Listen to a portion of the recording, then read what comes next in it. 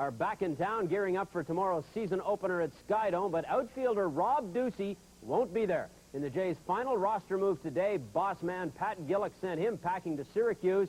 That's the story of the poor guy's career. With the story of the Jays' return to Toronto, here's Sports Beat's Stu Bundy. The Blue Jays already looked a little travel-weary when they arrived last night at the Hamilton Airport, fresh off a 3-2 loss to the New York Mets. The players had the day off, but it was a busy scene at the Skydome ticket wickets. With tomorrow's game already sold out, fans were lucky to get seats for Tuesday's game. I'm a Toronto Blue Jays fan from day one. Doesn't matter about what's on the sweater.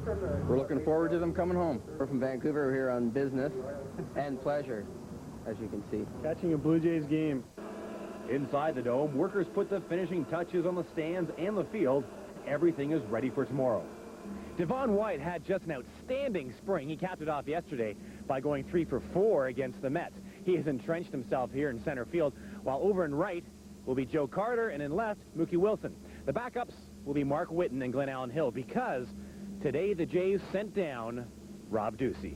If we'd gone with 10 pitchers, he'd have been our 6th outfielder. So we were really quite happy with the way he played in spring training. Statistically, can't go by statistics in spring training.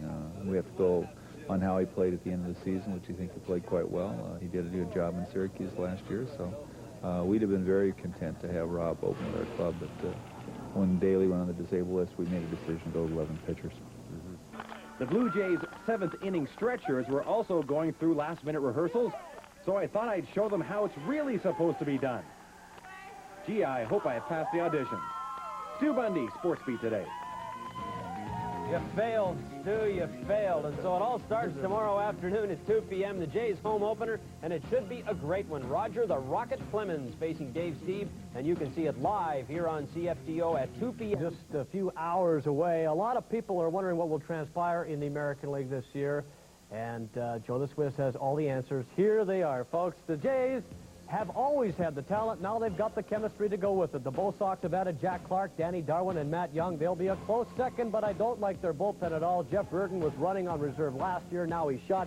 The Yankees have some raw talent. Maybe a surprise.